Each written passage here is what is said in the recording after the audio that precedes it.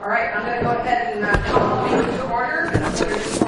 Session, work session agenda, Tuesday, April 3rd, 2018, 12 o'clock. All the commissioners are in attendance. I want to call to order, and it's fiscal year 2017-2018 audit report that includes audited financials. Does everybody have a chance to review that? Does anybody have any questions? Not for me, but for the general questions. Okay. The next is the resolution setting. Doug, did you have any comments on the? My only comments on the audit report are just that. It's an audit report. We've got a good audit.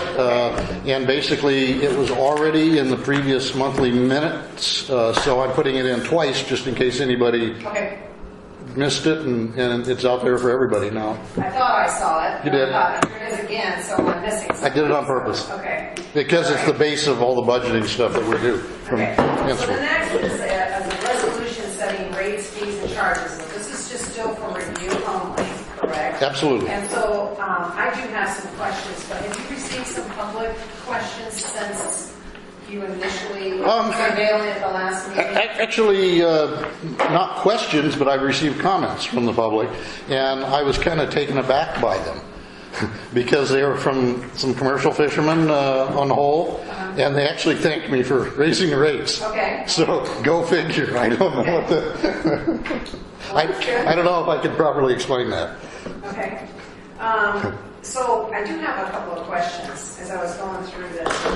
Now, I should say too, I didn't raise the rates. I got to use the right terminology here. I made recommendations to change the rates. The public gets their feedback. You guys say what we do, and then we'll go. But we have discussed this prior to we need to do this. So,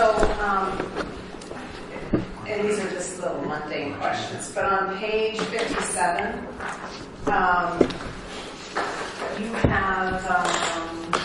you have these. I think it's item under 2A. You have a resident, a senior, a non-resident, and a non-resident senior. Do we ever offer veterans discounts or anything? I'm on page you mentioned. I don't see that. 57. Yeah. Oh, here it is. You're right. I have it. So I guess it's G2 A, B, C, D. No, it's a good point. So I don't know. And the only reason I'm asking is because the city of Newport offers veteran discounts to like the recreation facilities and stuff like that. And there's a big difference between a disabled veteran and a veteran, and I don't know if we can make those distinctions or anything. Maybe have Aaron address that since he's a recent retiree. Okay, I just was curious. The question was? Sorry. Do we want we offer a resident, senior, and non-resident discount, a non-resident senior discount. Do we ever offer a veterans discount? Not that I know of. No. We could absolutely implement one if it's. I mean, I don't know if we're the only board that would be doing it, but I do know that people ask it all the time. People come to my office and ask me to get a veterans discount for renting. So, I mean, it's just pretty prevalent. So I was just curious about that. I think it's a good idea, and if you guys don't have any disagreements on it, we'll implement it. Okay, after you find out what it should be. Obviously, yes. Okay, the second question on the same page is a high traffic surcharge. And it's a 2-night minimum. This is under Memorial, Seafood Wine, Seafood Day Camp. Those fees seem a little low, considering that, hotels are pretty expensive. I agree. $5 and $50 just seems like. Let me back up a little bit. There are two sections of the fees and rate sheet that we have not yet addressed, and that was for time purposes. So we wanted to do it thoroughly and better comparison to other ports and what have you that are comparable. So the sections I did not do anything yet on are the fees at the international terminal which were initially developed by an attorney in that area up in the Portland area, and the fees at the RV park, which I have a lot of knowledge of, having lived in an RV for 5 years and all over. So I want to suggest that we change quite a number of those things under the RV area, and we want to do it thoroughly and in context with the rest of the RV section. And I intend to do that at a later point, and then hopefully we'll have a resolution, I believe, that will So you have not made any changes to these? minor changes. The staff has gone in and made, on some of them have 10% changes. The few that were obviously way low have been corrected, but it needs fine tuning. It's not where it needs to be. Okay, all right, so I just want to make that, I just it's a comment. I just think that we're pretty low, that's all. Sorry. Just to clarify that, so we're talking about section 3, where it does list 0%. That's what you're saying? Well, Section 3 is the international terminal, 0% changes, yes. So that's what you're referring to. I know mine's, page 55? mine says 56, what I printed off the web, but it's Well, page off. we've added other things. Just we put in some additional items that we thought would be convenience for folks, and clarified previous problems that people had issues with, and we've clarified that by what's in this So one. that's why my page numbers don't match. Absolutely. Okay. And there's different pagination now, Okay, so you're still working on it, that's great. and this is still for review. Okay. And I guess I'm just trying to understand, so, but when are we, especially as it relates to the RV park at least, what, It's next on the schedule, and as I time slice through the different things, personnel, leases, customers, I cycle through, and I'll cycle back through the rate sheet, and I'll hit that section with our staff. what's the date when we're looking to end essentially public comment and the commission to vote on approval of these rates? Is it on the fiscal year? I can make an attempt to do that, but if we do it even the first month of next year and have a resolution and the public have time to comment on it, and the only change would be the RV section, then we would put that out to everybody and then implement that change at a later point. And also that's problematic from the standpoint of everybody has reservations up through, Mark, on the RV park. Can you guys help me on that? Through the end of the calendar year. Calendar year. Yeah. And it doesn't jive with our fiscal year. So because they've already made their reservations through this calendar year, we need to take that into account when we do the rates. We can't change the rates on people that have reservations. Yes and no. I mean, normally when you do rate increases and stuff, I mean, usually hotels, they have to give you like 21 days notice or 30 days notice or something like that. So Yep. I'm not opposed to maybe implementing this, sooner than next year. But I mean, as far as, because we have people that have booked reservations and their fee might go up, I don't have a problem with that. But Generally, may I Please. interject? Generally, the fees changes for the RV park take effect on October 1st, because that's when they start taking monthly reservations for the next year. Oh, okay. now, if you direct us to do it in this fiscal year, I can get it accomplished. Okay. But I guess what I'm saying is, so we have a rate sheet, and 2 sections of it aren't going to be updated July 1st. Well, the RV park section has been updated to some extent, not to as far as I would like to see it. It's not as thorough and as well researched as I would like it to be, so that we have proof of why the changes should occur. Stronger proof. And it says they become effective October 1st. Yeah, exactly. We have that October 1st date in there. So those are the new rates take effect and the South Beach on October and then the rest of it July 1st? Or That's a what? good point, yeah. The new rates that have been stipulated, be approved and ready to go on July 1st? We'll probably update them again, but they will be effective on, the RV park will be effective October 1st.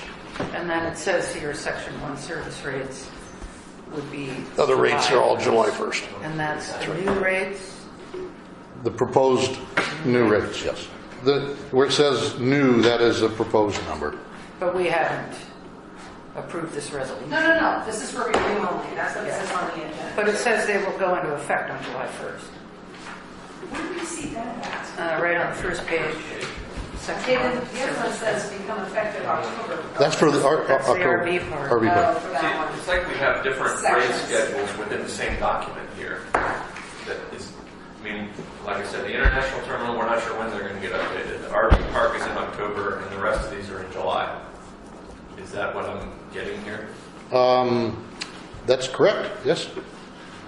Yeah, you're right, July 1st for the international terminal, and mine, and the other one says October 1st, now for the South Beach. Is there a rationale other than end of the fiscal year why we're doing the Sure. rates now? I mean, I understand the RV park rationale.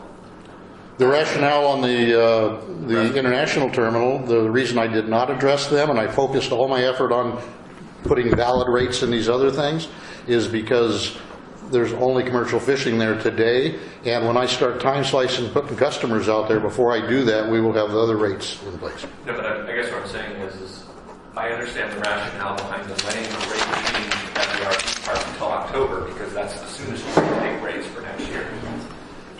What's our rationale behind changing these rates on the fiscal year? Yeah, because in our, either our bylaws or our policy manual, let's help out here, we have a requirement to change the rates at least once a year. So, I mean, where I'm going with this is that why wouldn't we move this till October and do all the rate changes at that time? Is there a reason Can why? you do the whole entire document? Mark, you want to, as financial, want to address that? Yeah, is there a reason why we can't consolidate these rate changes to One of the reasons, I think this plays right into our budgeting. So we have to have our budget adopted by June 30th.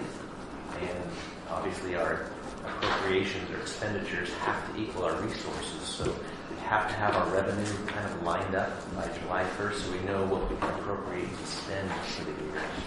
And I think usually my district here, before we set our rates so that we can project what our revenue and estimate what our revenue is going to be the following year so we can do our budget. So So it an really lays estimate. into the budget. You know, Right. It's an estimate. I'm just trying to make it sort of simpler for everybody to say, here's our new rate sheets. They all come out in October for everything. And it seems like other than... I don't think we, estimate, from a purely business standpoint, I don't think we ought to drive the other portions of the rate sheet to match up to the RV park. The RV park has a reason to be on October. The others, I think, fall logically into our financial situation for the fiscal year. Okay. All right, yes, Sarah. Okay, just so that I know for sure, because I've been reading and looking at it all and have my little highlights, is we are at some point going to make a vote on accepting rates for everything but the RV park before July 1st. Well, including the RV park. We've already put some in there in case for whatever reason we don't get back to it in a timely manner. At least we've taken the ones that were way, way lower than what they ought to be So that's and just- put them in reality.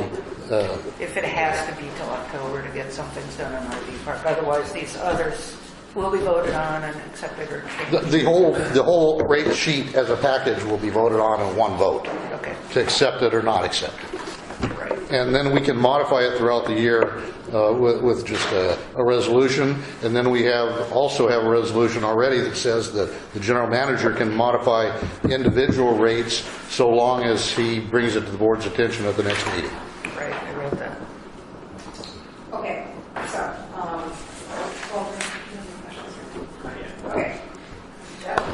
Okay, so, on page 58, which is, you're still, I'm just saying these to you now, just so you can kind of get them in there, and you can get back to us or whatever, okay?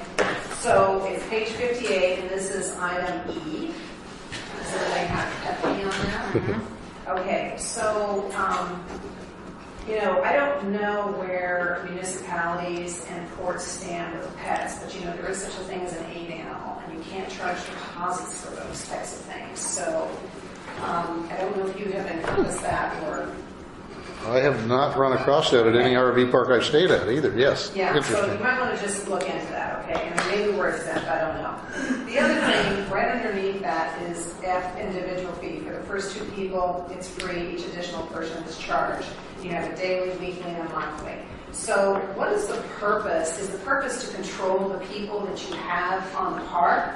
Or is it, I mean, I don't know. What sometimes you'll have is you'll get a couple of people come in and check into the park, and all of a sudden all their buddies come in for the weekend. You got 30 people at that site. Exactly. Yeah. And that's not a good thing. No, it turned into a good party, but Well, of course it does. But so in my business, when I have an agreement and it states this is how many people are allowed there. Any unauthorized person is $45 a day, because I don't want extra people in there because it creates a liability. You're using up utilities, et cetera, et cetera. So I thought that amount was a little. I didn't know where we were going. Are you trying to discourage large parties, or are you trying to encourage? If it's $5 a head, that is a party. That's nothing for anybody to pay that. okay. So that was my question on that. And you can just think about it. That's it, as far as I got. Because the rest of these were like, just making them a little bit more. So I guess as time goes on, you guys look at it and you see changes. Yes, sir. On the first page, service rates, the hoist dock. Does that include the terminal hoist dock? Okay, the terminal, Page 53. there's a caveat there.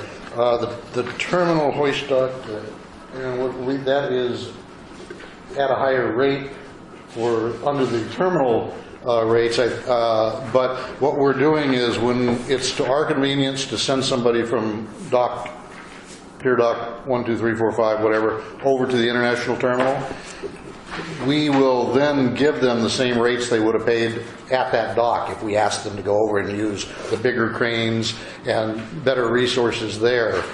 It's our convenience. So if there's way too many people lined up to offload their fish, we may say, and we have enough guys to do it, enough labor, and we have enough forklifts to handle it at the international terminal. At some point, we will, and in the near future, and we will then tell people, hey, some of you guys head over there. It's the same price. But there is no hoist dock fee in the international terminal. No, there is. I thought I saw it. I did see it stop too. Because most of it speaks to shipping. Dockage charges, would that be it? No, Aaron and I discussed that item last week, as a matter of fact. Where was it? It's in there.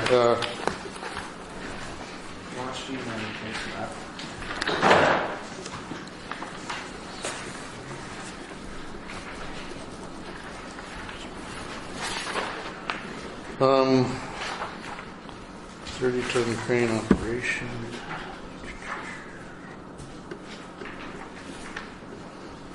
And it's in there, because I was surprised to see it now. It was section 3, wasn't it? I never found it. Well, it has hoist docks and it has hoist dock charges. What page? Well, it's the first page, but I don't know. Yeah. Maybe that's what I was looking at. Unless you're applying those to all hoist docks. Yeah. There is a itemized thing for the international terminal where that larger hoist dock costs more. Yeah, I think it was what, $80 an hour or something like that. couldn't tell you. And we discussed it, and It does say large capacity in addition.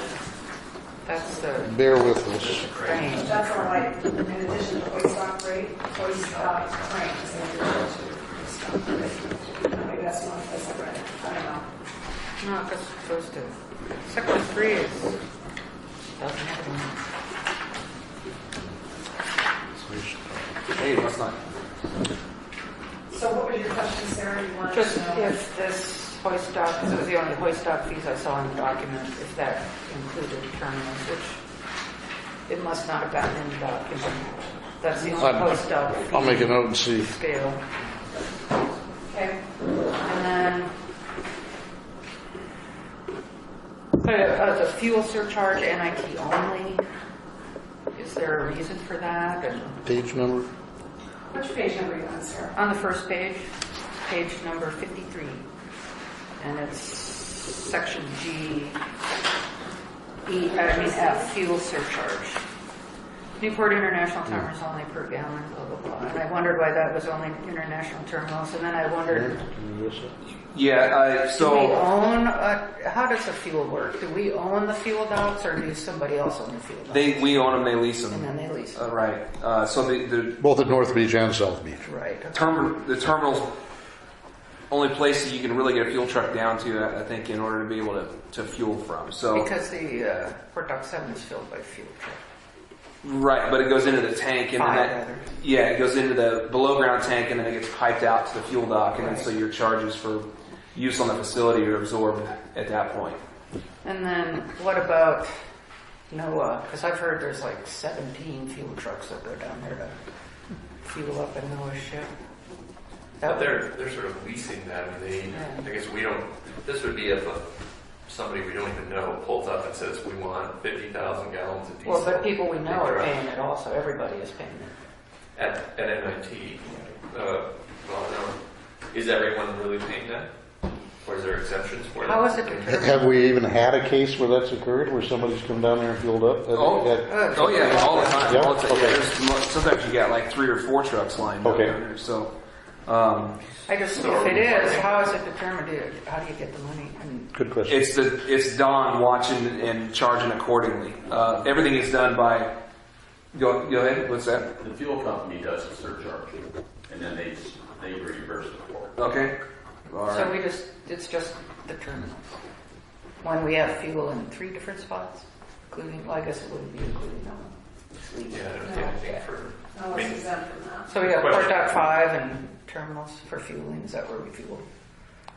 Over. You could fuel anywhere you can get a truck down to it, but as a standard, I mean, you can't. I mean, Port Dock 5, and then you got South Beach and NIT. Right, South Beach, right. Yeah.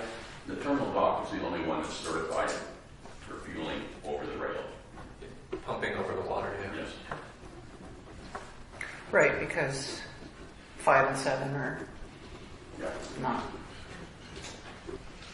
I mean, 5 and South Beach. Run by other groups Well, it's that lease from underground. us. It's Yeah. through a pipe off to the fuel dock, not over the dock. So do you guys have a rough idea of how much this has been generating? That fuel surcharge? I couldn't.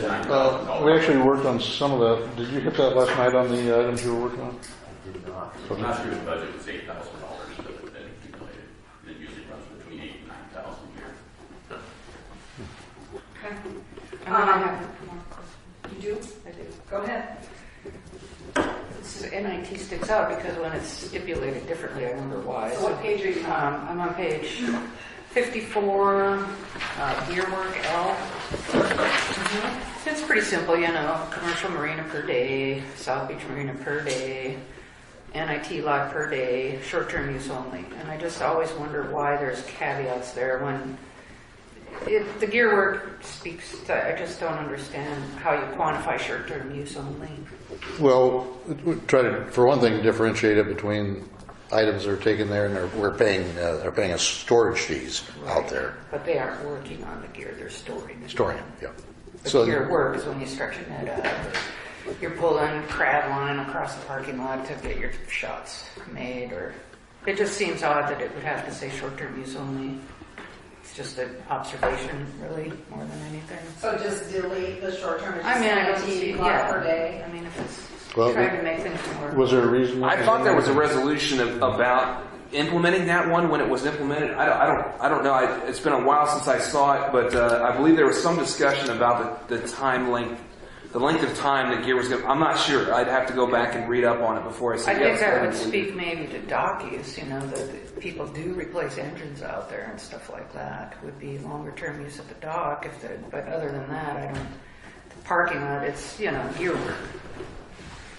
So that was just an observation that it would be easy to just take out short-term use only, I think. And then on that same page in O, in disposable fees, I just wondered how we quantify garbage per pound.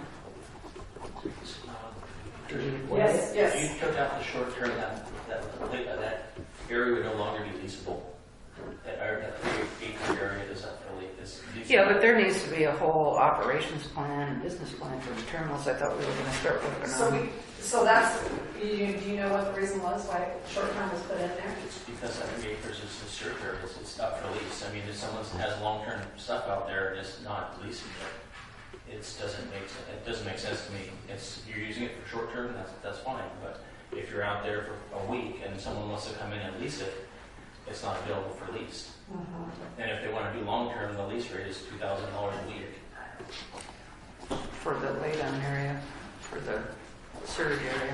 So maybe a better explanation of that possibly, so that people understand This it. is something we've done when we do the And I think Okay. that there's more discussion about that when it was implemented too, that would probably. So and we there can- may be, David, do you know if there are any resolutions that apply No to it? resolution was in an understanding so that nobody would stretch out here and then go fishing for a week or 2 weeks and disappear and come back and work on their deer somewhere. So it's just the language was short term and then it followed up on the Well, whole. maybe I would suggest then to address your concerns there, maybe we could specify what short-term is. Yeah, just massage the That maybe- line. I just think it's good to straighten out those things. Sure. When we do our Why don't we look at specifying what short-term in the is? operations plan and stuff. We did a lot of that all the way through here for clarity. You'll see a lot of fine tuning that, okay, it was issued before people had issues and people had questions. I So mean, there's a it's lot of no big deal clarification. If it helps clarify things at the terminals, it just. Okay, and Sarah? And then, The other question you said was on disposal? yeah, Number the 3 and garbage 4. per pound, do they weigh the garbage or how is that figured? And where does the garbage, I mean, Well, just- Thompson's rates are going Which up, garbage? so I hope that we're in conjunction with that. I mean, it's- I don't know what they went up to, but I know they went up. I mean, Garbage- which garbage, I guess, because It's got to be weighed on the truck. I mean, that's the only point you can really weigh it properly. Or So, by volume. but yeah, of course, our rates are per pound. So, That's what I'm saying, is if you order a dumpster, you usually order a 3 Certain cubic yard or dump, yeah. something like that. Yeah. Whether you fill it or not. There's still a weight. garbage per pound. I mean, what garbage? I just, is there, Now, they generate all kinds of, Yeah. doing work on the boats or whatever it is. I mean, there's always garbage. So. throwing away old nets or... yeah, but if they, like the garbage things up at the top of the Port Dock 5 hoist, is that, they pay for that too, or? We empty those things every day. I could. We have no way Nobody of gets tracking who charged puts it in. No, like over here on this side, I think we have 14 dumpsters, and they get emptied sometimes multiple times during the day Yeah. in the summer. And so, but there's no garbage per pound charges going out to anybody, or? I think it's generally, I mean, you're dealing with a larger scale of vessel out there at the terminal, so I mean, it's possible if you pulled in, say, 100, like let's say you moored a 200 foot boat there at some point in time, they might have a significant amount of garbage after they've been at sea for a few weeks or whatever. So it's, it might be worthy to. But as it stands now, we don't charge anyone for garbage. Mark, have you seen any revenue coming in under that item? I have not for garbage per pound. And one thing that comes to mind right away to me is perhaps an option you might charge cost plus 5% administration fee. And then I have another question. But that doesn't make Go ahead. a profit. Okay, so they're into that. Yeah, So, and it's just, I mean, it just stuck out. I just wondered. It's no big deal. And then Section 3 International Terminal Charges, What page? page 55, Section 3, A, B, and C. It's the dock rates are for the shipping vessels and stuff. And I had asked somebody, what's the dock rate for a fishing vessel out there? Nobody could find it. I asked Don out there, and he couldn't find it. We called Deanna, and it's number 15. Is sections for certain vessels. It's where fishing vessel rates, I guess, come in. And I guess my big question is, did that rate ever change since the dock has been built? And is it for, like I see... Aaron, when did the attorney give us these rates? You're talking about the tariff was, I think, The 14. tariff. 14. Sarah, the tariff, this tariff was updated June Yeah, that's 214. Yeah, the tariffs I'm not worried about. I just wondered exceptions for certain vessels. I was told that is the fishing vessel linear foot rate. Yeah, and that's in the tariff. It's an exemption. It's in the tariff. There's a list of stipulations that the vessels have to meet in order to be exempted, and then it has I think it's 80 cents per linear foot, if I remember right, something like that. And so that includes, like, I see all kinds of weird boats and things. There's like, there'll be a barge with a crane. They're at 80 cents per linear foot. And then Don just goes out and measures, or? He's got a wheel. Usually he'll wheel the pier side for boats that are for vessels that are. But in order to meet the exemption, it has to meet every single one of the things that are listed. I can't remember what page it was. We just talked about the other day, but it's in the tariff. I think it's like page 20. And I think the tariff was where, matter of fact, now that you mention it, was where we saw that higher rate for the crane out there. Yeah. So could you possibly get that information and send it over Sure. to, So, if we To redid the everybody? tariffs last June or whatever, yes, Walter. So exempted vessels are basically 200 feet and less. Vessels meeting all flying requirements, not over 200 feet in length, not loading or unloading cargo for transshipment, not loading or unloading passengers, and granted permission by the Port of Newport to berth at the terminal to charge a dockage rate of 80 cents per foot per day. Vessels of the U.S. government and the state of Oregon may, at the discretion of the Port of Newport, be berthed at the terminal without charges. That's from Section 2, Chapter 14. and so this was updated along with the other tariffs in last year, you said? It's never been updated. Never been updated. Never been. And so we have a real problem of revenues out of the terminals. We never updated the rates for that new dock. It's the same rate as when it was the old dock? No, they were upgraded once, Oh, okay. because during the dock construction, it was actually lowered. 50 cents a foot. Yeah, to that, and then after the dock was completed, it went up to 80 cents. Walter just said 8 cents. Since then, it has not been done. Okay. Hagelin did not adjust any of the fishing vessel rates. He just adjusted the tariff on the shipping rates. Right. And so it's an outside source that sets those rates, the port doesn't? Well, the way I understand it, we got it from this Hagelin, who is an attorney in Portland that works with that stuff all the time and was familiar with it. Yeah, so he just set the tariffs for the shipping. Shipping, right. So we didn't have to do the rate or anything. And at the time, commercial marina was 40 cents a foot. So when we did the tariffs, it was double what it was in the commercial marina. Okay. All right, well, and then my other question was, I hope it's a typo on the parking. What page you want? I don't know where it is. I just saw parking. I'm sorry, I didn't get the little pencil out. Parking violation, page 59, item E, section 6. Is that what you're talking about? No, the rates for parking. Well, that is the rates. Bayfront, page 55, under Bayfront charges. Parking permit. We have a parking permit. Before, we only had parking permits for commercial fishermen.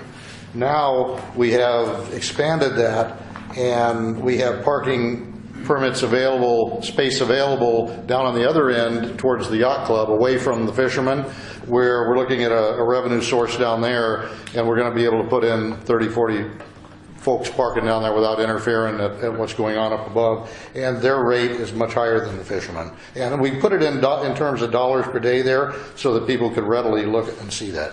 The old rate was 24 a year, wasn't it? The old rate worked out to 8.5 cents a day, and I didn't think that was reasonable. There's a profound percent increase. Yeah, but it went from 8.5 cents to something that's competitive. So it is going to be a high percentage. Yeah. The stuff that we Okay, increased so which from, are the commercial fishing only sites?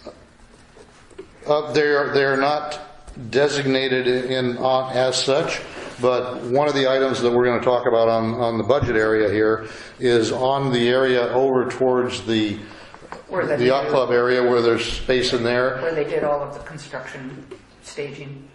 Yes, and this week and next week they're going to be putting more gravel in there for us for free, and so that area that's a swell now is going to be eventually filled up as well. And so what we thought was we're actually going to fence some of that, a small area, and do a trial with the key card system so that we can get used to using key cards for some of the things, and charge a higher rate for the public.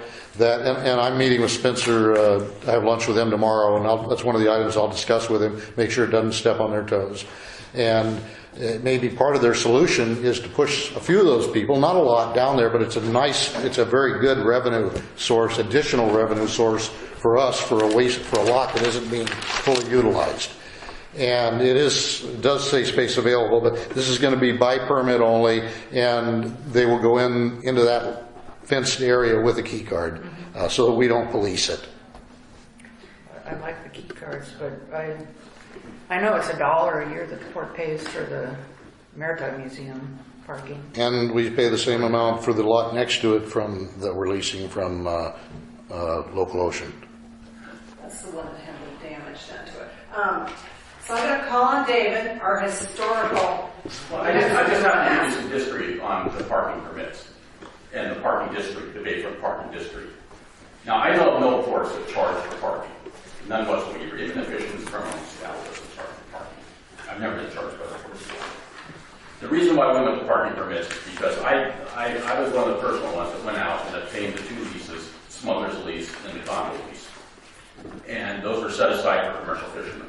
The only way we could control those, and part of the lease was that we maintain the lots, we keep junkers out of there and everybody else. But the only way we could control those was through parking permits. And so we set up the parking permit issue. Well, the prices of the parking permits to issue those kept going up and up. And so we've raised the rates every year to keep up with what it costs to issue them. Then we joined the parking district. We joined the parking district like 6 or 7 years ago. We joined that to give ourselves a voice in the waterfront because up till then, the Bayfront Association was the only one that was leading the Bayfront Parking District, and the port was left out. And the port is a big user of parking through Port Dock 5 and Port Dock 3. So then we decided to join that. So we decided then that we needed to raise those parking permits up higher to cover the rate of the parking district, which I believe is $6,000 to $7,000 a year, something like that. And the reason how that was determined was that it's a higher rate than anybody else, but it's determined by our use of the parking in the waterfront. And so when I sat down with Don Mann, we negotiated with Derek Tokos on that. We counted up how many vessels we had, how many vehicles were parked, and then we offset that by how much parking we furnished in those 2 lots and then on Port Dock 7. So we offset the parking by that, and that's where we arrived at the amount that we're charged every year. And that's why we raised the cost up to $22 or $24 a year to keep up with those permits.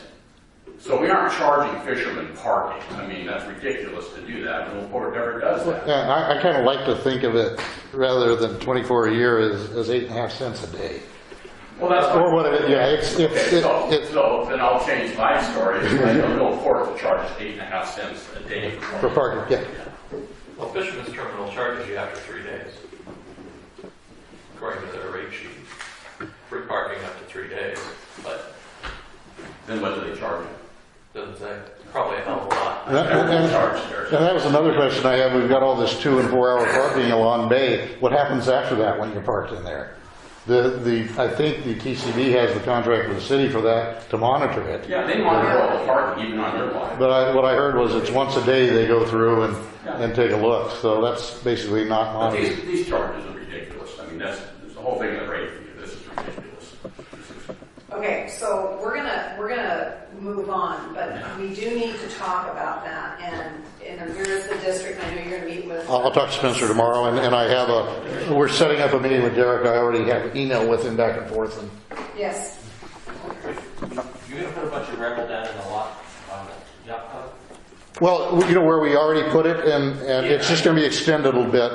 And the city's basically, the contractor for the city is providing that because they're starting up some more of that work there. One of the reasons we haven't done that in the past is because there's a drainage ditch right there in the middle of it, and I don't know if putting that paving in there or the gravel will. We're not looking to pave it. Well, even so, it's going to focus more drainage down into there. It's not going to be as porous as ground. So will that storm water there hold? Maybe we need to address it with with a runoff, a buried runoff. Well, it's a pretty small drain there, so I mean, you Maybe might took want us to. Okay. French drain. Okay, so you're gonna get back to that. Yes, Stuart, go ahead. And then everybody's kind of just jumping in here. Hopefully that's okay. Well, yeah, we need to comment on this. So Well, they- I guess one of the things that, Doug, you mentioned that you've gone through this and taken a crack at this, I assume with some of the staff. The staff did it first, and then I went through afterwards, yes. Did you guys look, I'm thinking specifically about some of the larger maintenance on some of these pieces of equipment, specifically forklifts, cranes, hoists. I assume that, do these rates have, say, a calculation associated for depreciation of this stuff? Like, are we going to be able to buy a new forklift based on some of this rate in X amount of time? Does this include the servicing? I mean, I just replaced a fuel pump on a stupid forklift and it cost me almost $6,000. So, what was the thought process, and is that being taken into consideration on some of these bigger pieces of equipment, including docks for that matter? So what I did with the crane was I got a quote on a couple different comparable cranes, brand new. Figured out, I think it's fully depreciated at 15 years, right? But that doesn't necessarily mean that's the service life of the crane. So we figured for a little bit more than that, right around 20 to 25 years, hopefully if we got that. And then you figure for the future value of money, what that would cost at that point in time. I took the annual maintenance of the crane. That's the big servicing that we have Pape equipment come out and do. And then I added the regular fluid changes, and tires, which are they don't need to be replaced as much, and then the running gear on it. And I factored all that in. I don't have the numbers sitting in front of me, but that's how I figured to make sure that this rate that was for the crane. And then I used the hour. I used last year's figures on it. And I think the crane's been used a little bit more last year, and then took the annual revenue from that and did a comparison, and we should be able to make our cost in that.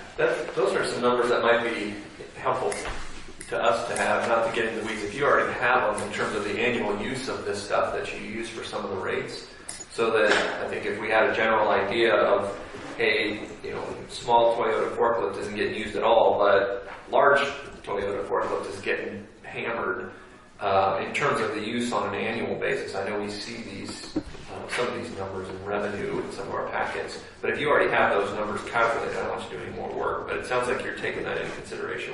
I have some of these new rates. Got to the crane. I looked at a couple of the hoists, and I need to do more work on the forklifts. Jim did the forklifts last year, so I think I need to do some work on the forklifts before I'm comfortable to say yes, that we're meeting the cost on these things. But do you have project-specific revenue on an annual basis for some of these pieces of equipment that are used? Projected annual revenue, or what we did last fiscal year on, let's say, the small Toyota forklift? Do you know how much revenue we charged for that? Oh, you mean how much we're bringing in, right? In 2000. Yeah, we've got all that stuff. Yeah, we have all those numbers. If you have all those, I don't know what anybody else feels, but I wouldn't mind getting a copy of that to have an idea of, again, how much are each one of these things getting used, if it's convenient. I don't want you to, it sounds like you've already done the work, it's just a question of forwarding it on. Is it in that state? Yeah, I've just got to put it together in a neater format and send it right on out. So yeah, as long as it's not too much work, I wouldn't mind getting a copy of that. I think it would be helpful with some of this. What's that? We got time for that? Yeah. We can take it as a... Yep. So you want the forklifts, the crane, the hoists. Is that it? Or ideally you should have that kind of analysis on docks, on the trucks driving on the asphalt, on everything, and I don't have all that. So what I'm trying to get at is I'd like to get an understanding of the data you've already used to help to develop these rates. All right. I think ultimately we do need to look at those depreciation values. I'm sure you guys will be on everything in the port. All of the things we're charging rates on should have a depreciation value to our replacement value that we're recovering funds for in theory. But to start with here, I think for any of the rates that you guys have adjusted based on maintenance, I'd be curious to see how much each one of those pieces of gear are getting used. Especially if you've already done it, you're just really forwarding it on what you've already done. All right. Cool. Okay. Thank you. Yes, Jeff? So I may have a potential conflict of interest since my father-in-law owns 2 vessels, commercial fishing vessels that I manage. So rates would affect those vessels. But we are in the review process now. Just kind of follow up on what Stuart said, getting that, what is the principle by which we are adjusting rates? And there's many competing principles that you use one principle more for one rate and one for another. Like there may be the principle of replacement, depreciation, or there may be the principle of we're behind other ports and we're getting more in line. There may be a principle of looking at infrastructure costs we need to replace, and maybe the principle of for like an electricity charge.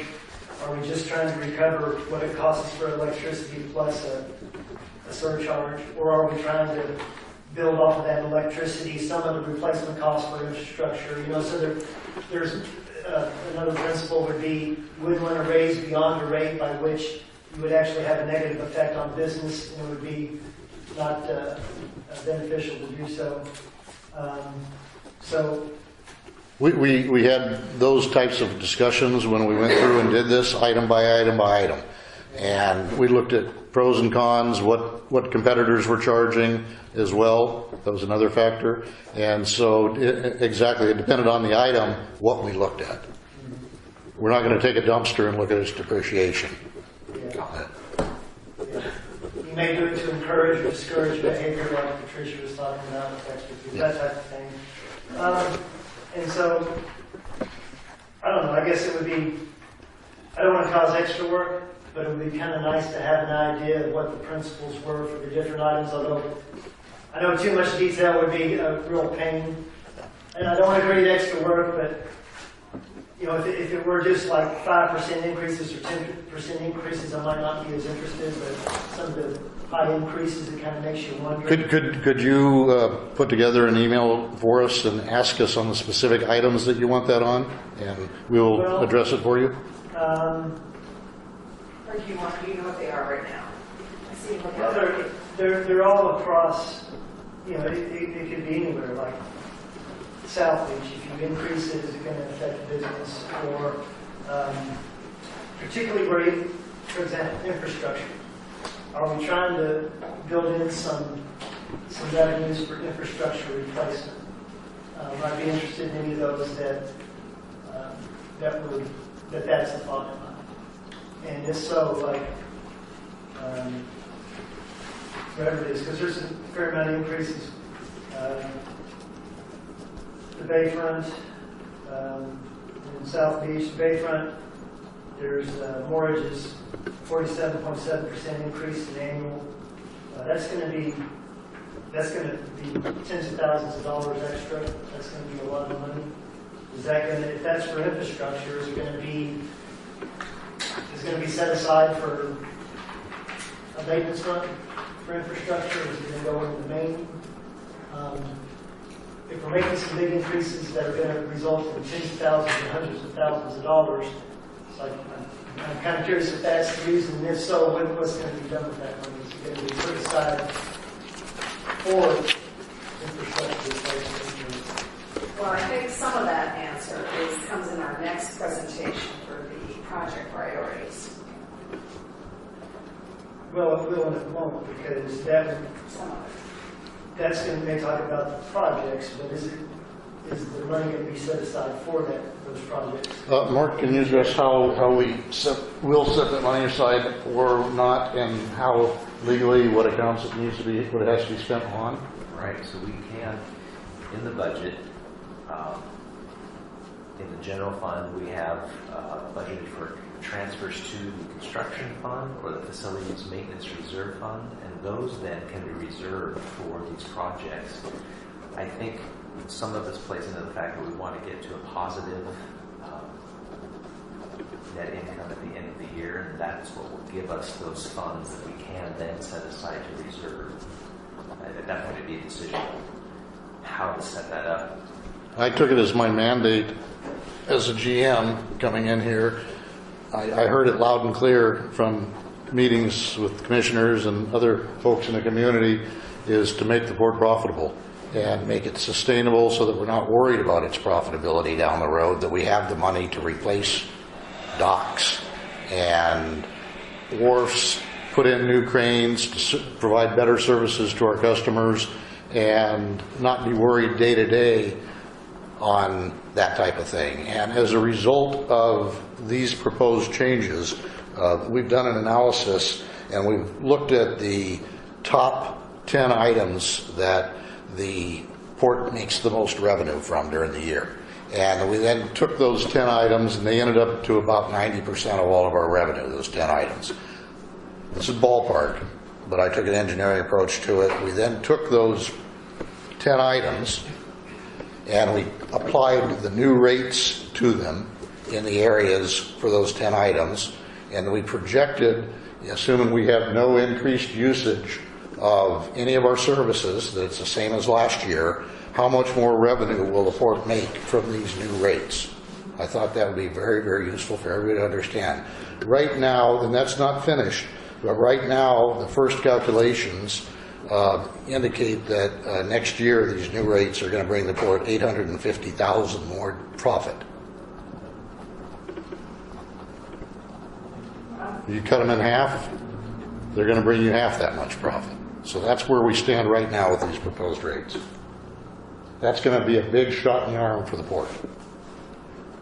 And it's going to let us do a lot of capital maintenance and repairs that are hugely pressing. I mean, you guys know better than I. You know, pieces of dock and what have you that you can put your hand through.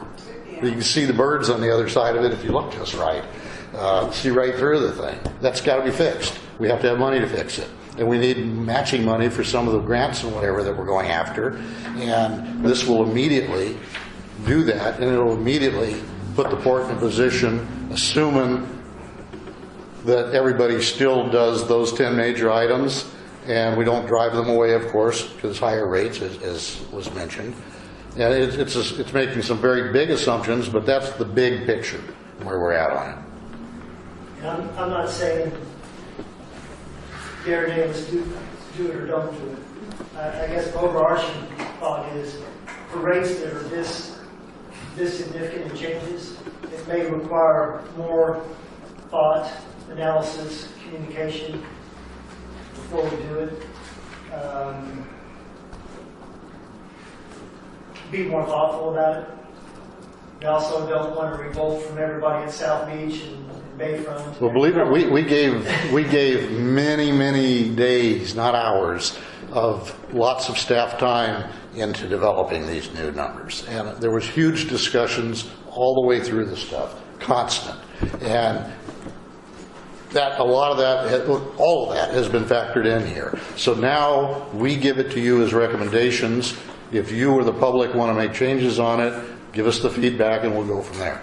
I guess I'd like to know a little bit more. I just don't want to make sure that, okay, if we get that $850,000, are we going to be sitting here a year from now looking at things saying, we don't have any money to fix something. Wait a second, did we have $850,000? I just kind of want to make sure, okay, if we're going to get that money, where is it going? That's kind of the thing of, okay, if we raise money at the Bayfront or South Beach or wherever, is it intended for Bayfront or South Beach? Mark, can you address that a little more? Right. So I know that's some of the work that Todd Kimball did.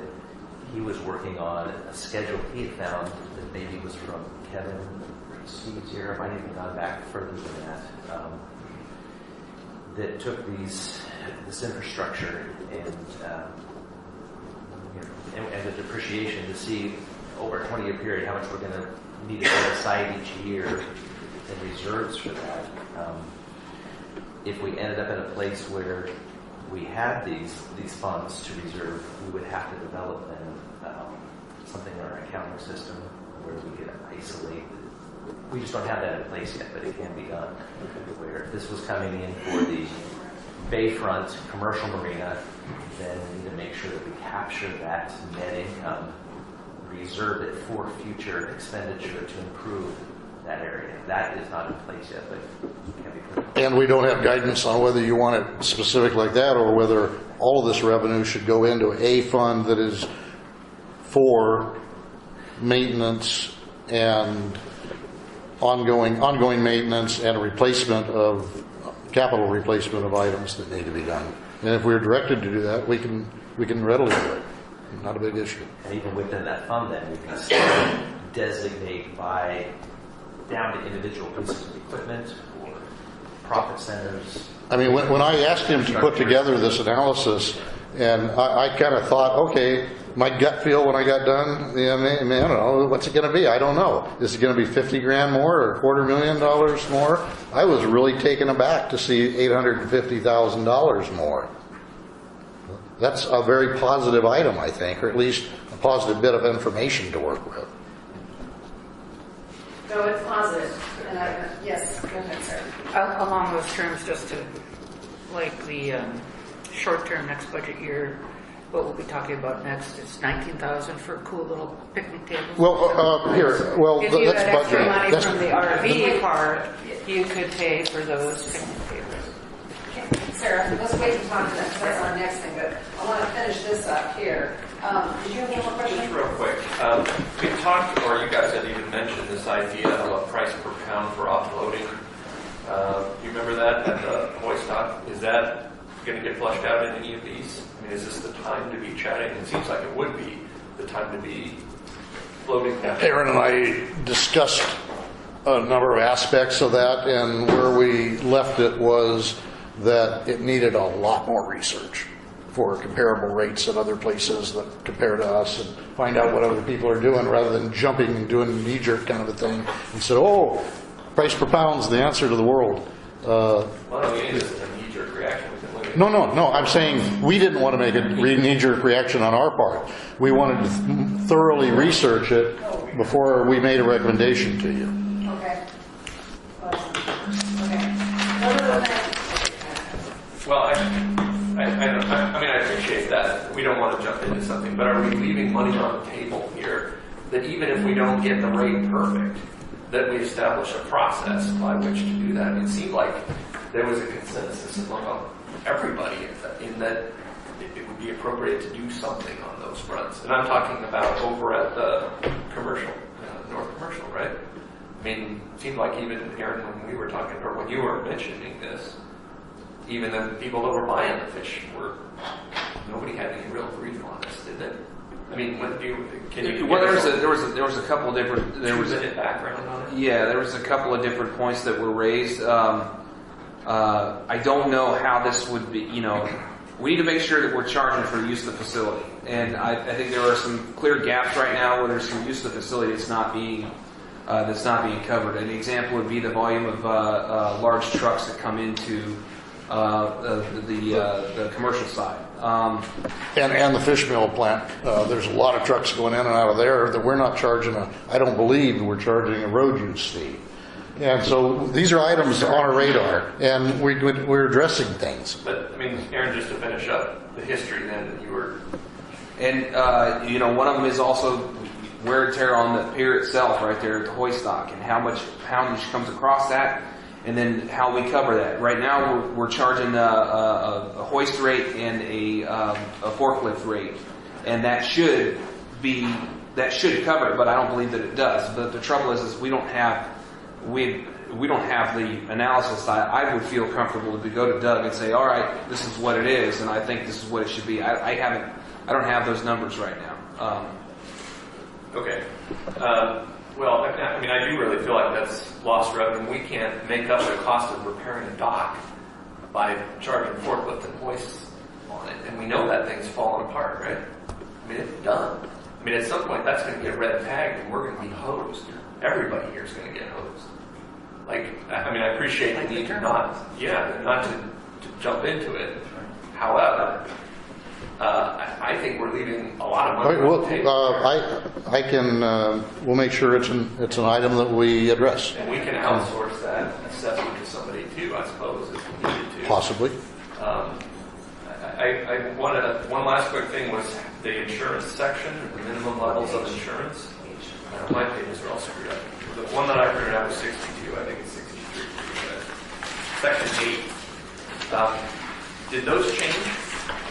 Did you guys make any adjustments to those? I mean, it seems to me like, the insurance that I have on the boats that I have, that seems a little low to me. And I don't think it costs too much more. Karen, can you What was address the that? rationale behind selecting those There was- levels of P&I?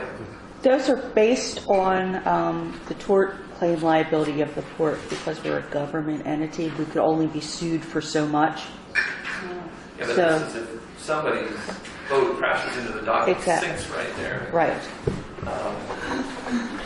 So that's where the liability is based on for people. As far as, some of these do have to be reviewed, but we need to look at that with our insurance agent. So that's what I'm asking Yeah. you. So were these things that you have listed on the rate sheet, are those new, or are they the They're same as existing. they were? And They're the what same was- as they were. Okay. And there is a note Yes, there. that we look at those a little closer. Well, there's a note, subject to review by insurance agent. Yeah. Oh, yeah. But I think we should, if it hasn't been done recently, we should look at those because we all know that 300K goes pretty quick when you're. When did we last have the? It was last year. Last year? Last year we reviewed it. And we generally do it every year? I don't When you know say if they you did it reviewed it, before, it's but I've been LSE, it's doubled. since we then. talked with Mona at Servco and with John Russell, who's our agent. So the scenario I'm envisioning is boat X pulls in, they smash into something on the dock, and they dump 2,000 gallons of diesel. Right. And we're saying, well, you got 300 grand to clean it up. Mhm. I mean, 300 grand ain't gonna do it. So. Right. So, yeah, it should be reviewed. Yeah, they should be reviewed. And conversely, that'll affect what we pay on the insurance. What we're You won't requiring it? other folks, right? Yeah. So, you're just talking about that direction? Other Okay. vessels that pull in Okay. here that we require the port to be named as additional insured. and sorry. The levels of insurance that are associated with it. Like pollution liability, for Yeah, it example. protects us, is what I'm saying. That's all. Okay, so I've got that down. You guys are going to be reviewing that with your insurance agent. Walter, you have some questions?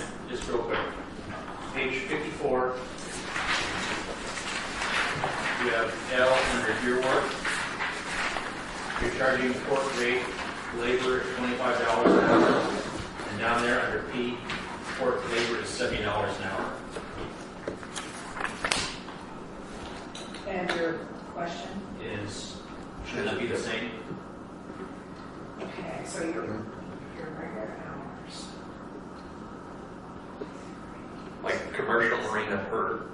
Commercial marina per day or NIP lot or South Peak, it says you'll be billed the established hourly rates and it's $25 an hour. We had the established rates down under P at $70 an hour. It's not the same. Where's the other one? Where's the 25? It's 25 is under is L, L1, Okay. and then P. P1A. Isn't that our established hourly rate? Unless the gear work in section L is just for the use of the It's the space. established hourly rate. Yeah, this includes all staff, And it should be fully the same, port labor. the same employee is going to be doing it. shouldn't it? There's no staff to gear work. Yes. But then with the $25 an hour. Yeah, that's, There's a discrepancy on there. Right. I think, I mean, shouldn't should it be the same? Yeah, it should. yeah. Okay. And that's, I'm just saying it just, Yeah. and it says that we're going to be charged by the quarter hour, and it's actually cheaper. You only need a quarter of an hour. It just, We could probably just pull that whole, I mean, if you're billing labor, it should, generally speaking, it should be the same across the board. So more of those that we can eliminate, because that's how that got missed, was we didn't catch it. Okay, so can you guys make a notation of that? Yeah. all right. And then the other thing about the port dock hoist, that was repaired about 3 years ago. There was basically water washing in and out under there. We had basically a stopgap put in there, and they gave us 5 to 10 years on how long it's going to last. And so we're getting really close to that first 5 to 10 years. So, one or which end? This is underneath. There was a hole. We had a single Where floor. Aaron and I crawled under there, it was yesterday or the day before? Yeah, it was When we had the yesterday. low tide. That's We, not labor, that's lot use. Yeah. Lot use. Yeah, it's lot use, it's not the people. That's not labor. Okay. People is the port. They'll be billed at established hourly labor rates. If they have to clean up, but the 25 In is case you have to the clean it up, I rental. mean, shouldn't it be the same rate? It is the same rate. Okay. It is. $25 is to be able to use the lot Yeah. a day. Okay. All right. I just was. Yeah. but we can clarify that on here. We'll clarify the word. If they have to clean up, it's 78. Just that, Sharon. Two more real Go quick. ahead. As far as the rate increases, I'm going to agree with Jeff. As far as the commercial marina, you're going to upping them 50% in 1 year. For 65-foot boat, that goes from $28.60 to $42.25. That's about $100, $115 a month almost. And that's quite an increase. And if we're going to do that, not just at users group, I mean, you should send someone down to Shoeys, some in England's, and Kent should be talking to these guys and say, hey, look, this is what the court's thinking about, because I can guarantee you this is going to get passed and no one's going to know about it and then we're going to hear about it. Okay. So do your outreach on that. And the last, you talked about getting another forklift up there at the terminal for unloading things. I think before you do that, you need to review what our permit allows up there. We have a 1200Z permit up there. It's not the same as down here at the hoist dock. 2 years ago, when we were unloading squid, we had to get a permit to be exempted to unload fish there at the dock. And I want to make sure that Permit from whom? we were exempted. DEQ? We were exempted there. But with the same thing happening at the terminal, and with the 1200Z permit, with the increased use of unloading fish, how would that impact our permit up there, the filters and everything? Because it's a much more stringent and it's a much higher bar we need to meet up there. And if it's going to start causing us to fail our tests up there, that's something we need to be aware of that. You're familiar with that? Yes, yeah. Okay, so we'll discuss it and see what we can, we'll review it and try to see what the impacts could be. Yeah. Anything else? Okay, Sarah, did you have anything on the fees part? Nope. Okay, so one other thing I forgot when I was talking about the veterans, there is a difference between an active duty and then a veteran and then disabled. So it's like three classifications. Okay, so this is still under review, so if you have any other comments that maybe you didn't make today, make sure you get that out to staff. That would be great, so that they can continue working on it. I'd like to interject one item if I could, on the rate sheet.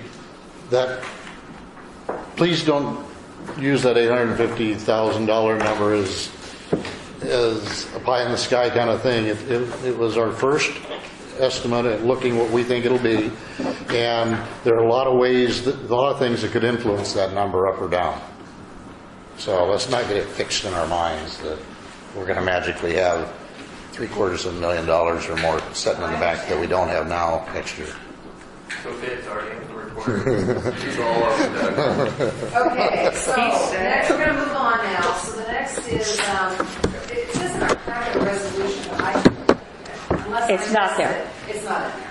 Okay, so we're going to skip over that and make that another, Well, or, it hasn't been prepared, the resolution yet, but the expectation is would actually be presented to you at the next regular meeting. okay. But the wording still has to be reviewed by the attorney and put it in there.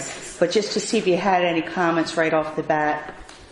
I personally don't have a problem with it. I really don't. And Doug, when we talked about this, didn't you Yes, say sir. that you would check with other forms as well? Exactly, and the state has the $10,000 limit. And I also, when Aaron went back from pro tempore position to director of operations, his spending level dropped from his temporary 5,000 limit down to 500. And so I made it 2,500 just so everybody knows. And I let Patricia know I was doing that. So that way, because everything was ended up over in my office that didn't need to be. If it's in the budget, he has that level. If it's something new, then it needs to be run by me. Okay, so this is something we're just going to do action-wise in our next meeting? Okay, yes. I just was talking to an ex-commissioner about, how often do you get to spend the 10,000? I mean, is there a limit on how many times per year you can do that? Or some caveat, some oversight from the board on, and not you personally, but as a resolution. Well, I'd say if it's in, the guidance that I gave to Aaron was if it's in the budget and it's approved budget by the board, take care of it. Yeah. If it's I have no new, issue with the upping the rates. I just wondered how often. I know in the past there was a lid put on how often. Just an initial right off, that comment. doesn't make sense to me, but as far as per number of limits, but I would certainly feel comfortable if we have written instruction that my spending level be for stuff that's already approved in the budget, and if it's something new over a certain limit, I have to come to the board. I really don't have a problem with it, only because if you continue on with your weekly update as to what you're doing and stuff like that, we're all going to have a feel. So there might be a situation that comes up that, I don't know, whether it be a study or it be some kind of promotional thing that's going to come up or something that, we're going to know about it. I think we're going to have a real good. But we'll have to wait communication. till commission meetings to really speak to it. Yeah, we'll know about it after it's Well, spent. yeah. Not necessarily. If he continues with his weekly reports, that's the whole purpose of that, to know what Yeah, but we don't get to what's know. on We there. don't get- We don't get to vote. Yeah, if we had issues with it, it could be already spent at that point, and we can't have a meeting through email either. No, we can't, but we can have an emergency meeting if it's something that's really, a serious issue. But, we're not doing it today. It's for informational purposes at this point. But yes, go ahead, Walter. On the last minute, we gave them 2 a year over spending limit, and after that, he had to come to us. I'd be happier with giving it a certain number over the limit, and that's it. I did not even understand I could go over the limit. I thought I had to stay within the limit. Yeah. Well, we had up to $10,000. He had $5,000 was his limit, and then he had two free passes up to 10. Oh, that would not work for what we're doing now, and yeah, it's. I mean, if you do it once a month, that's $120,000 for it in a year. That's quite a bit of money, Right. and that's a big impact to our budget. How about we just. We're just talking about it. Certainly. I think it'd be very reasonable, as I said earlier, to use a logical approach that if it's already budgeted, take care of it. You shouldn't be in the grass of worrying about how we implement those items. Okay. If it's something new that is not in the budget, not a capital item in the budget, and then if it's not a capital item, it's not likely to be that large. Right. Usually, unless it's a services kind of a thing, and maybe we are looking at a lot additional security cameras now, and something like that as a whole could go over that, and I wouldn't. My style would not be to do 2 of them and bypass you. It would be to let you know about it, Right. do it all at once, and get a better discount. So I like the idea about it not being in the, if it's in the budget, you've got the green light to do that. And if it's outside of the budget or it's not mentioned, then to come to the board. I don't have a problem with that. Is that what you were just saying? Yes, and yes, and I don't think I would. I don't think I should ever have the ability to overspend my 10,000 Well, we ever. would like that. No, I can't see a situation where that way when I couldn't pick up the phone and ask you guys what do we do, and do we need to have a resolution? Do we need to have a motion? Just poll us. Yes. Do you have a rough idea, and I think you and I even chatted a little bit about this, of how many times that you really needed to, or historically they've really exceeded the $5,000? I mean, are we creating a solution to a problem that doesn't really exist? I mean, how many times did Aaron did. my case, Yeah. Kevin, over the year that I was here, I don't recall him really outside of the stuff we've already approved, Yeah. coming to us and saying, geez, this is totally on the process because I don't have approval to spend more than $5,000. Well, there was a time, and this is right after Kevin left, that I got a call from Aaron about, what was it, the broken line over here? I mean, we Yeah, have a probably, major yeah. problem here. It could well exceed $500 or $5,000. It was one of the situations that it needed to be done, so, Yeah, I mean, sometimes it probably happens, an I don't know. emergency type of situation where there's very little Yeah. discretion about it Yeah, per se. exactly. But That's what's a perfect example. Yeah. Exactly. we certainly have had If you could bring to us the amount of times where the past general managers got to spend over $5,000 without asking us, that'd be great. I cannot address that, but we can certainly answer it. Yes. Because it hasn't been made, and if it's already been approved by us, that's fine. We just have to make sure we have it in the packets. And I just don't feel comfortable with upping the limit and saying there's no limit on it. Well, we can make distinctions. It certainly would be a limit. Like I said before, I'm fine with 5 and 2 kitchen passes or 3 kitchen passes, but after that, I think that we need to have control over that. That's just mine. Okay, well, we can work on the wording of that, so maybe you can get us a draft or something on the Or, resolution. I think that to that, I think what the consensus is a little bit more justification for increasing to $10,000 would be helpful in the next discussion we have It's in the about it. state. You just said that, it's the state. But we're not, what's that? The state. That's the cap on it. Yeah, but what's on the table here is increasing the spending limit for the GM from 5,000 to 10,000. And Right. before, it seems like we're all totally comfortable, a bit more information needs to be provided if we're going to make that change. Well, we can certainly address that and find out. Sure. What I'll do is, Mark, is it reasonable to do that over the last 3 years and see each year what that, okay. Here's, Is that okay with you guys? 3 years? Okay, perfect. Okay, so you're going to get back to us on that. The next one is personnel expenses.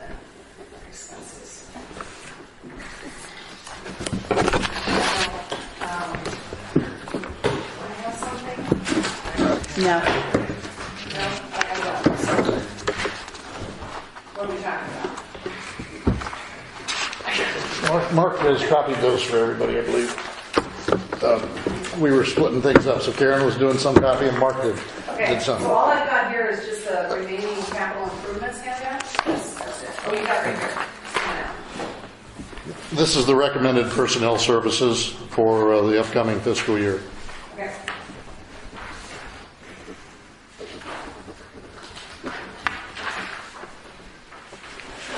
Mark, would you like to address this since you put a lot of work on it?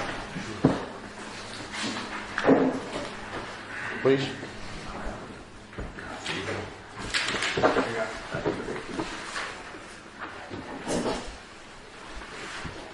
So,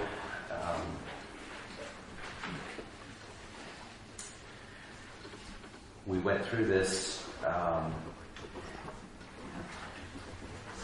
What's behind this is there's wage steps that we updated, and Doug can work on that.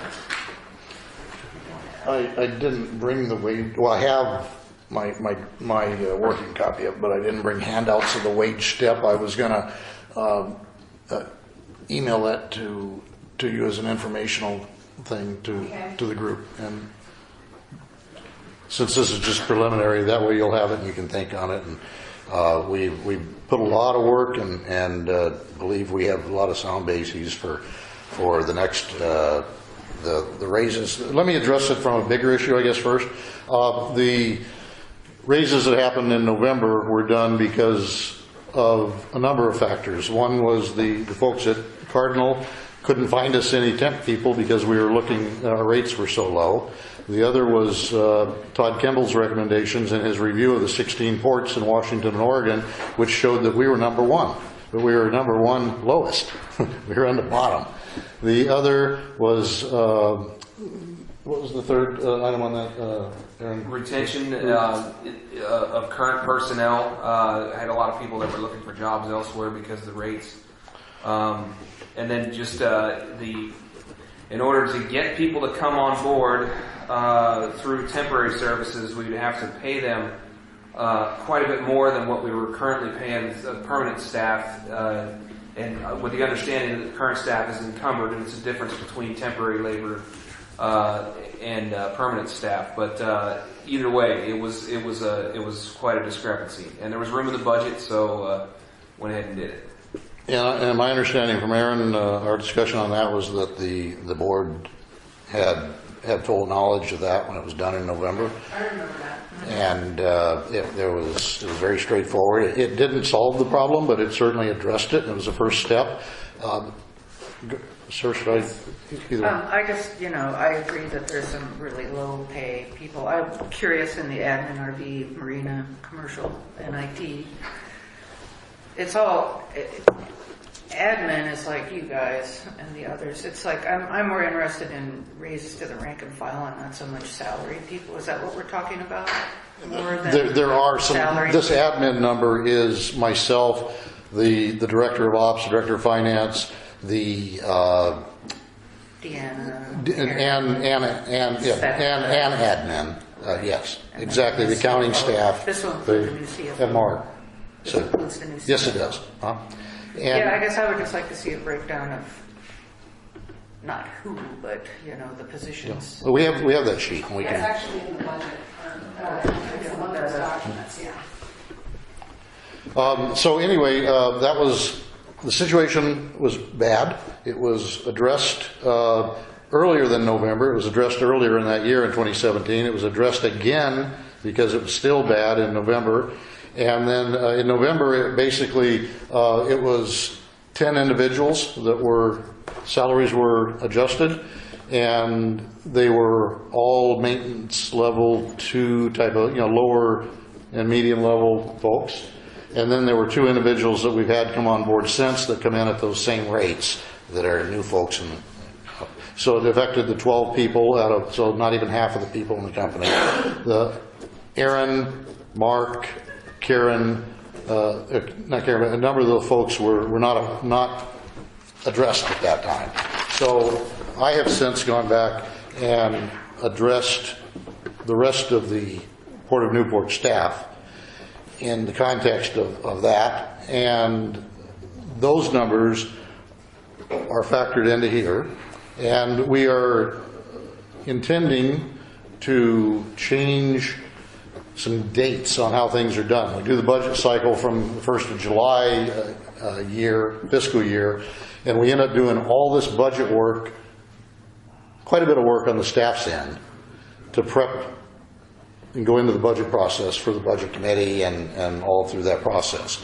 So we're taking the employee evaluations and the raise portion of it on the merit raises, and we're moving that process. It used to be done May, June to feed into July. It's now going to be done November, December, feed into the calendar year. All the raises will be done on January 1st, effective then. And on top of that, with the cost of living allowance that we factored in there, and I can go into that in any detail that you might want, that also will take effect in January 1st. It won't kick in until then.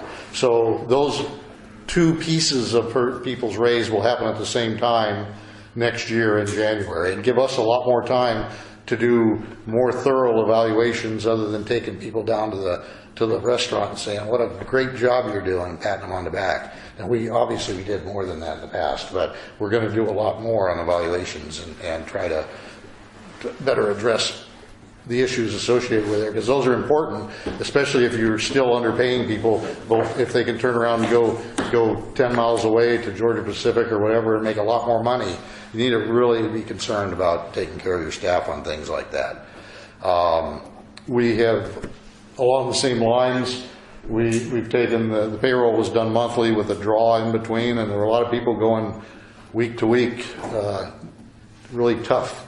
And then on the draws, the state just made a new requirement that's going into place this month, is it?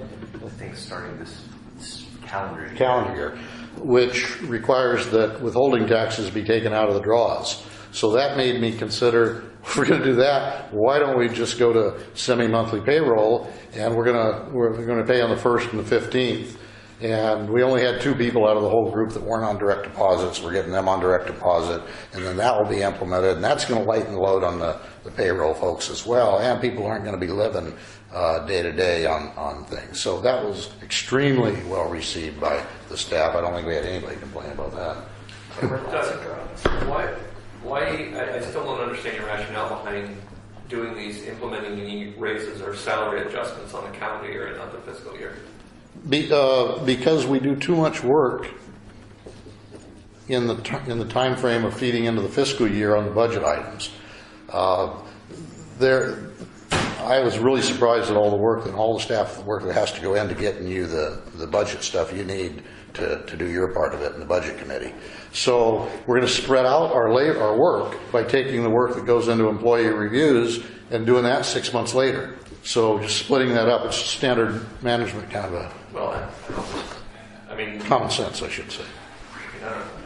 I mean, it seems like the rationale we used for the adjusting when we did the rates was that they were based on the fiscal year as opposed to the calendar year because we needed that money for the estimates for the budget. I mean, why wouldn't the salaries be the same kind of deal? It would seem to me like any adjustments to salaries, we would want to know before the end of or Absolutely, you will. You will. fiscal year. What feeds into these numbers, this is for the budget. What feeds into these numbers is the sheet that we'll email to you with the breakdown of the individual positions. And those will be fixed for July 1st. You'll know what they are. They go into the budget, and those are the budget numbers that we'll hold for the next 12 months. So they're fixed on the 1st of January. Exactly. I'm sorry if I implied otherwise. So they But will when be- we approve the budget, it's based on the fiscal year. Correct. So It doesn't matter when you evaluate. You don't have to evaluate the people at that time. Sure, but if you're making changes, a pretty significant, probably arguably the biggest change to any budget you're making, it seems like, based on the calendar year, as opposed to making changes to people's salaries on the fiscal year. I'm kind of confused. Mark, can you address that? I don't see the effect. So if we did that where people, employees who had a pay increase, if it was effective instead of July 1st and it went to January 1st, you're right, we will still have to factor in that increase, at least 6 months worth of it, so that they'll be paid. And we've done that. That's in the budget recommendations. But I guess what I'm saying is why would you do that? Why wouldn't you do it on the fiscal year? I principally did it because it takes a huge amount of workload to evaluate people properly, and you can't ask us to do everything at the same time and then sit it back the rest of the year. So I'm spreading out the workload. I'm not saying you intentionally.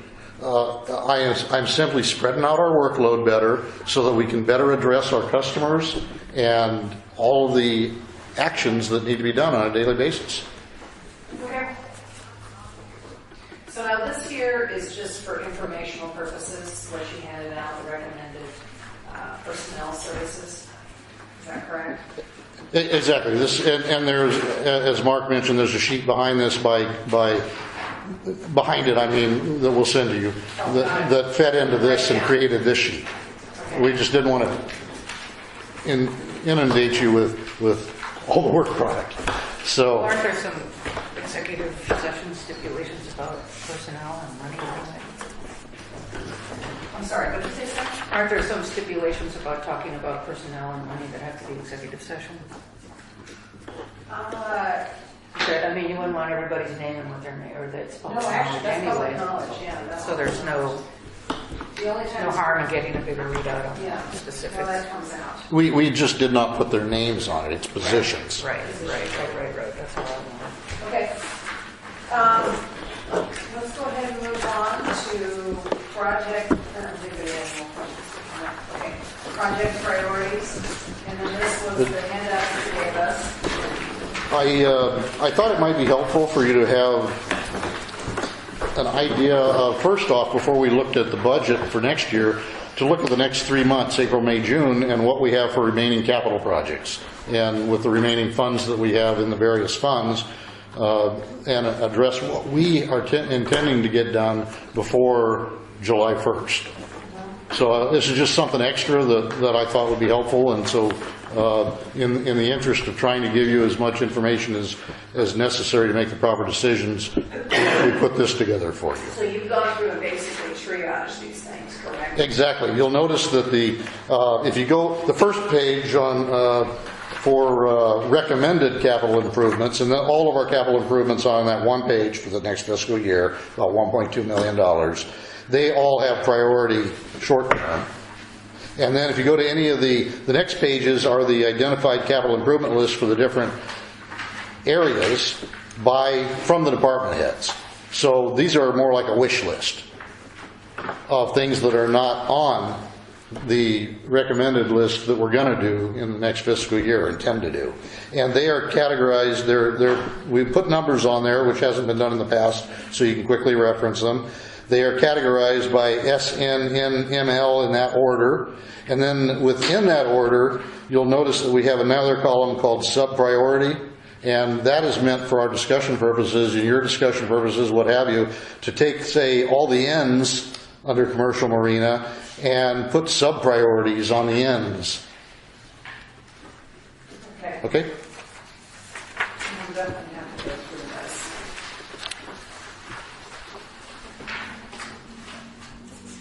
Do you want us to look at this individually or group or? How do you normally do it? What works Never best? had this before. Really? So, have you had this before, Walter? We always had a list, then Okay. then the commission prioritized them. That's how we- Okay. I thought this would facilitate you in prioritizing them by putting that extra column in there. Another work session. Yeah, This isn't a project, the first thing I Yeah, would. we did, I'm sorry, just real quick, I'm sorry. This was at the goal setting session, that's when we prioritized all these things, was at the last goal setting session, that's when I remember doing that. So go ahead, Walter. I was going to say the first thing we should do is make sure that we transfer that $2 million out of the construction fund back in the NOAA fund before you start working on your budget. Mark, did you? You're talking about a cash transfer? Last year, we transferred $2 million from the NOAA, unrestricted NOAA fund into the construction fund. And What? I just want to make sure that that goes back into the NOAA fund before we do any calculations for this coming year. And actually, that I thought it didn't did get done. the transfer. It didn't? It was It just shows on our. It was budgeted, but it did not It occur. did, right, but the transfer did not I just want to occur. make sure that that gets. The money stayed in NOAA. Can I address another issue on that very issue? Is it appropriate here? Okay, I have looked at that, and in doing my research, I saw that there was a lot of concern of folks pulling money out of the NOAA account and using it for other purposes and then putting it back in later. A lot of angst, and well understood, perhaps, I think. So in the NOAA, help me on the terminology, but the NOAA fund for maintenance and Maintenance and replacement. replacement, thank you. That fund right now has about $200,000 in it. I am transferring, unless told otherwise, an additional $200,000 within the NOAA account. At the top, we have a large fund piece of it in Umpqua Bank in money markets. The ones down below are in local banks making interest as well. I'm taking a piece of that, was it 1.9 million sitting up above? Taking 200,000 of it as a start, putting it down in that maintenance fund so that it's not going to make it harder for somebody to use it for something else, but it puts it on people's brain that it's going to be an extra step to take it out of there and use it for something else. And I had discussed this with Patricia, since we're just transferring the money from one fund to another within NOAA.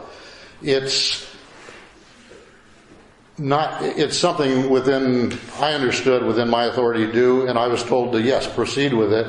But it turns out because of my signature items not being cleared yet at Umpqua Bank, they are locally, that we have had to write a check for that, and I would like to have two of the commissioners sign that rather than me at this meeting or after the meeting, and then we will do that transfer.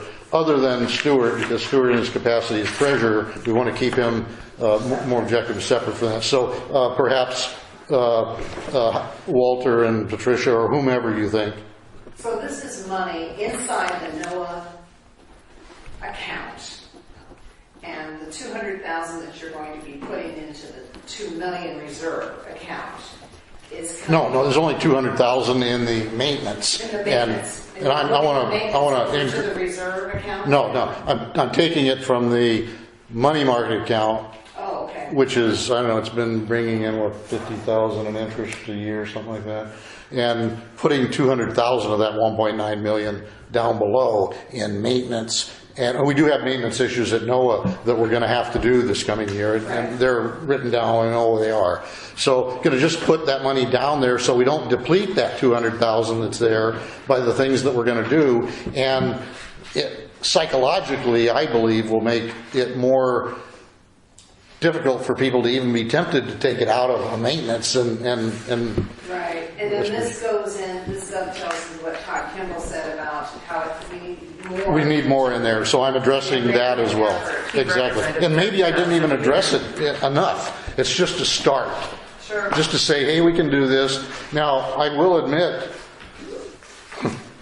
it's kind of hand waving because it's all staying in NOAA. Right. We're not taking it out of NOAA, putting money into NOAA. We're just moving it where it's allocated in there. I have no problem with that whatsoever. Anybody have any questions or? Yeah, I have a problem with it because that money is to be kept for that, when the lease comes due. That's what it was put away for. Which portion? We have the restricted, which is $2 million, and we have the unrestricted, which is 2.7, correct? The unrestricted, that's the section that we're pulling out of, is the unrestricted, I understood, and putting it in the maintenance. Right, but past commissions have kept that money basically sacrosanct, and we weren't going to be spending it. We spent it twice. We're not spending it. Well, if we're going to put it into the account, it is available to be spent, correct? Only for NOAA Only for work. NOAA. This is all within the NOAA fund. Because Kimball recommended we put in $30,000 a year to try to beef that up. And rather than doing that, I went ahead and said, just move it from here to here. It's in NOAA. You're not spending it. You're not creating money. You're not spending money. It's just an appearance. But it does have the extra effect of telling people, hey, we're aware that we need some money down there. Where does it make more money? It doesn't make any more money. It doesn't create any money. It doesn't lose any money. Yeah, 50,000. The money market. It's in the money market now and it's earning X%. But when we move it down, it's going to be in the bank here in another NOAA account, which is earning interest also. So my question, where does it earn more money? In money market, or in the interest-bearing account? Did you address You that? have to look that up. Yeah. Yeah, see between those two It accounts, was- two different banks. It was not part of my consideration on making a decision to recommend that, whether it made a little bit more interest. I mean, I don't want to reduce our ability to make more money off of it. You know what I'm saying? Yes, David. I'm sorry. It's just the maintenance reserve that you're talking about and adding to that. Is that the maintenance reserve for scheduled maintenance or is it for It's for, additional? I understand it's for both. It's for scheduled maintenance that we have in there now, and some of it didn't get done this year that needs to get done in the next fiscal year we have to address. Okay, so any maintenance outside of scheduled maintenance would have to come to the commission. for Exactly. Right. Exactly. Is that true? Yeah, Mark? that's how I understand it. Okay, then I don't have an issue, but I just. Yeah, and as long as it's in that, it's money in there, right? He's just moving it over, but it does show the appearance that yes, we do need to make that 2 million more. And I think we asked Todd what that number was, and he never gave it. He never finished because he didn't take out the mitigation fees on the reclamation and the different things, and that would have changed the recommendation. And there were a number of other items he didn't take into account. So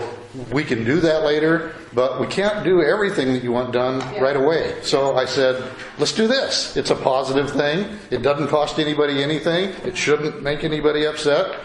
Let's start with small steps. Yeah. Well, again, I mean, I just want to make sure that what we're doing isn't going to lose us any money, though, in interest. I mean, why would we do it? It's the interest major or is I don't think it there'd be a nominal? big difference between them. They're both money market accounts. I think it would be Bank versus negligible, Florida right? Coast Bank, so I can look up what those interest rates are. I think it speaks to the fact that you picked up on the fact that we were all squirreled out about spending NOAA money. We didn't want to touch it. Yeah. And so this really protects it. I'm trying to address your issues that I've researched and looked at and talked to folks.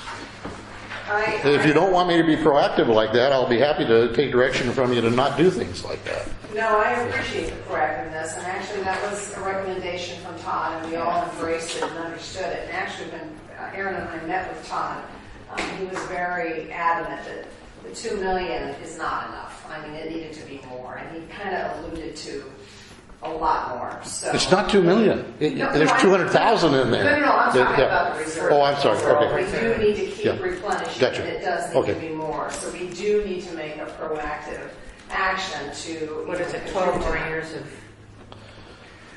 salt and air? Yeah, if an elevator went out, that's Yeah. hundreds of thousands of dollars, Yeah. you know, I mean, it could be really something else, so, anyway. So do we need to vote on that, or is this just? It was my understanding from my review and my discussions with staff that I could even do it without going to you because I wasn't spending money. Right. I was, yeah. So rather than do that on the first time, I wanted to take it above board to everybody and say, hey, these are the reasons we want to do it. The check's written, and if you want to sign it, you can. If not, we'll destroy the check. Okay, I have no problem signing it. Walter, you have any objections? I'd rather have a review or sign it. Okay. And a note on that too is we don't actually have to show Oh. that. Understand. Money market checks. I don't know. Oh, This NOAA stuff, if there's no change in any of the money, and if this is just out of principle to make us all feel better, then why? It's not to make you feel better, it's make the public feel more comfortable that you're aware of the issue and addressing it. Yeah. It's more- Maybe I'm overstepping my bounds As long there. as we're not Yeah. losing any money anywhere, I guess that was my only thought. Is Yeah. I don't want to move it. We're not moving it from an interest bearing to a non-interest bearing account. They're both money market accounts that pay pretty much current rates. I mean, it was a recommendation from the financial consultant we hired. He said move $250,000 from one account to the other. He said to make a concerted effort to start building up that NOAA Yeah. discretionary fund again to handle the overflow. I'm learning here what I can do, what you want me to do, and how the approach you want me to take. So I agree. I say we move forward with it. We're not, if anything, it's putting the money in there, which makes it, a little bit more difficult. It's going to have to come to us if we need to spend it, which is a good thing. I mean, we need to be conscientious about that account. I mean, Todd really expressed it that it's, it needs to be more. So this is just a gesture, basically, is all it is. It's not taken away from anything. We're not going to lose anything from it. He's just moving money within that NOAA. And I misspoke in that I told you we have a check here now. Last night that was what was going to happen, but it turned out the money market at Umpqua, we don't have the book thing. So we'll do it electronically, or how will we do that? I'll have to figure that out. Okay. And how best to do that. Yes, Jeff. Just something in general, I'm a visual person, I have to kind of see something on paper and kind of think about it and understand it, so I'm still trying to wrap my brain around it. So as much as possible in general, in commission meetings, as much as we can get in advance that explains something so that it takes less time here to kind of get everybody to understand what's going on. Understood. Would it also be helpful if we send you a breakdown of the NOAA fund and what money is in what portions of it? Maybe. I can send that to you. Yeah. Well, Mark, will you take care of getting that to me? Sure. Okay. Walter? The reason is there's confusion. We have a restricted NOAA fund, which is $2 million, and then we had some extra from the construction that was at one time close to $3 million. And that's what we took the $2 million out of the transfer that we budgeted for. And I just want to make sure that we're not taking this $200,000 out of that other pot of NOAA money that we had left over for the construction. And if we need to, we can put. Mark says it's the unrestricted money. Hey, well, go ahead. I mean, you know what I'm talking about. Yeah, so the 200,000 you're transferring is coming out of the unrestricted? Well, why don't you send this stuff around to folks? It sounds like there's a little bit of confusion here. If it's easy to send us numbers, send us I can. There's a single page that I looked at when I made that decision that I think will help you see what we're doing. Yep. And it's just a breakdown of that NOAA fund. Okay. The other thing is, I don't want to belabor this, because if we need to, we should take the rest of that unrestricted and put it in the restricted fund. We're really that worried about spending it. Just have it in one place, and we won't be tempted to spend it in the future. So if we're going to do it. I don't know how much is in there, just out of curiosity. In strategic I Unrestricted. restricted it to the 1.9. 1.9. Yeah. Close to Should have been more than that. Well, we're going to go big, right? That's what I want to finish the terminal. And then you want to close out that account at Umpqua? Let's get this together, but let's get all those numbers Okay. for everybody and so on. We got to know. I'll do it. Okay. We'll do it. For everybody's benefit. So, I got to move on. So this project priorities, I'm sorry, I need time to look at this. and so maybe we could schedule another work session to go over this once everybody's had a chance to maybe go through and prioritize it themselves in lieu of having a goal-setting session. That's what I'm suggesting we do. Anybody have a problem with that? Well, the commissioners might want to add things to this. Well, exactly. So my understanding, the sub-priority is for us to basically, if we agree with it, great. If we don't, then we can make a notation. Absolutely. And come back. So it's like a homework assignment. Yeah. Okay. And if you see something you want to taken out of there, let us know. Okay. Or added. Okay. So we're going to rank staff recommendations and then sub. No, the staff recommendations you don't have to mess with. I would just do the ones that for this fiscal year that we're gonna. The staff recommendations are just a documentation of all the stuff that we need to do, which is what, 27 million or something. I'm talking about the 1.2.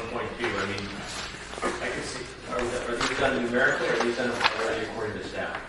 These are. There's 18 projects. Are these prioritized now? Like we had them, as we went, we kept reprioritizing. Are they? These are what I would, generally speaking, this is about the priority in which I would go about working through these things. And you got these from the staff coming, or these from the goal-setting session that we had? This is from the standing list of capital improvement project supports had. For a long time. Yeah. Okay. We took off the ones that have been accomplished. They're not on here. So there's two lists from staff recommendations. Number one is just 1 through 6, and then the second page is 1 through 18. No, those 1 through 6 is the international terminal. The next one is commercial marina, then the recreational. So they're split up by. So page 1 is NIT Page 1 is this year. this year. That's just informational only. yeah, It's just to give you a little more information to make I your was just looking decisions. at the S's. And so this one is It says the department there, but it's not. next budget year. And maybe I could address the goal setting, because that's already heard it mentioned twice here. Yeah. I can give you some feedback there.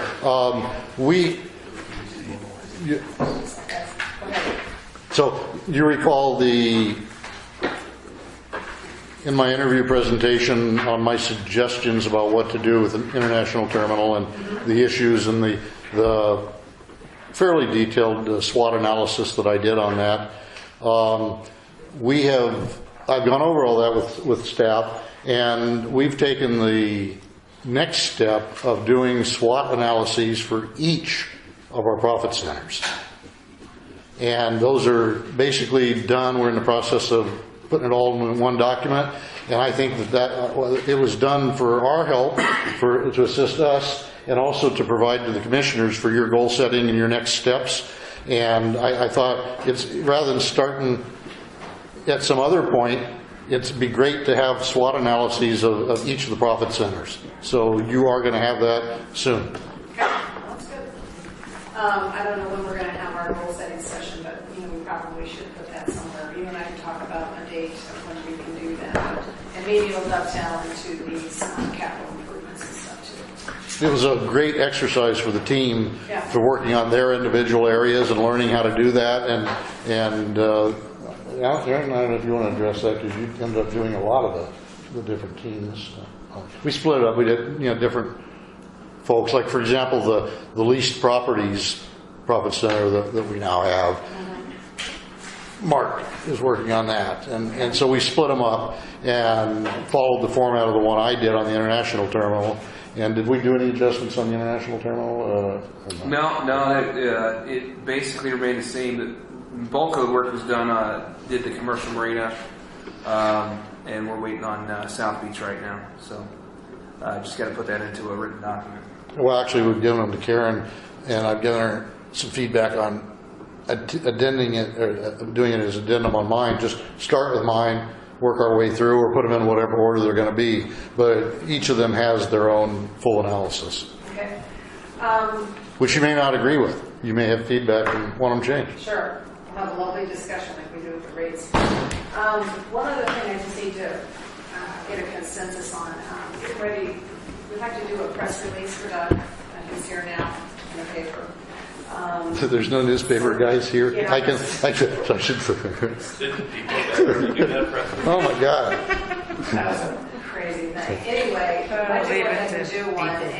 and maybe this would be a good time, like Walter said, do some outreach. That one of the things we're working on is the update of the rates and the fees, and how the commission is, moving proactively toward getting some of this stuff done. So if it's all okay with you, if Jeff would agree to do it, we'll work on a little press release and just get some basic information out and some goodwill.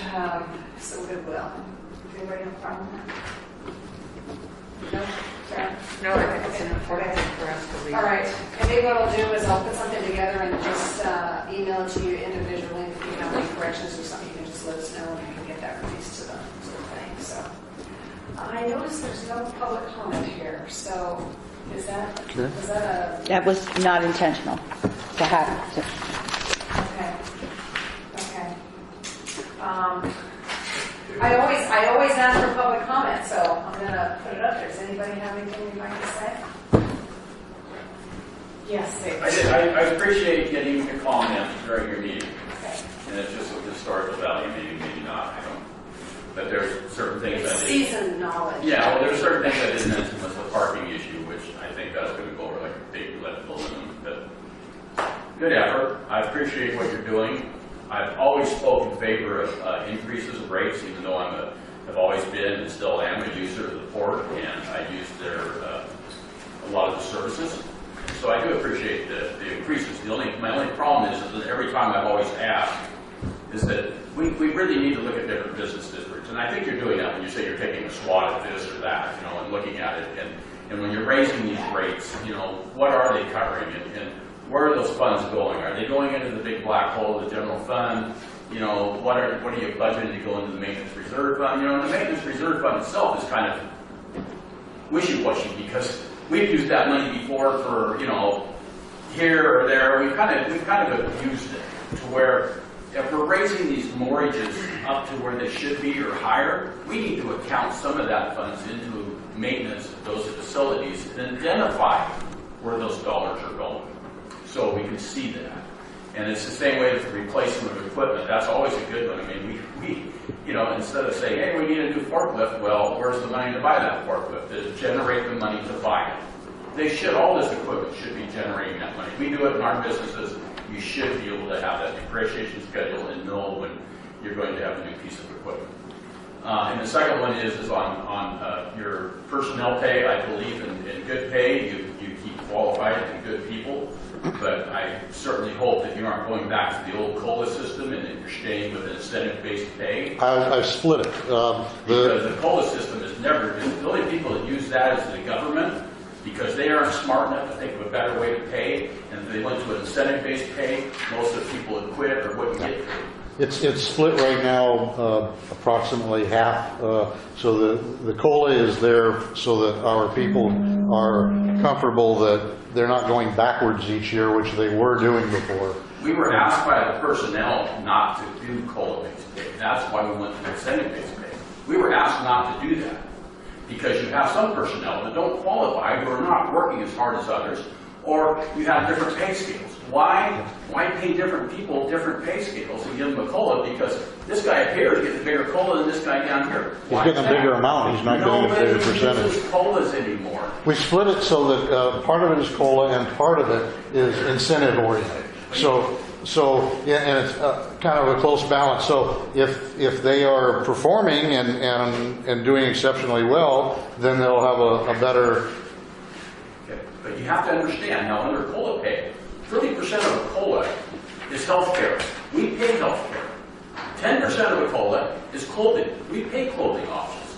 So I went back and read your That's why nobody earlier. uses I did COLA. read your earlier comments on it. Went back and reviewed that. Yeah. Yes. So I took it into consideration, and we did have a lot of We discussions. spent in that 4 area. years working on a pay schedule and incentive pay to satisfy the personnel because they did not want COLA pay.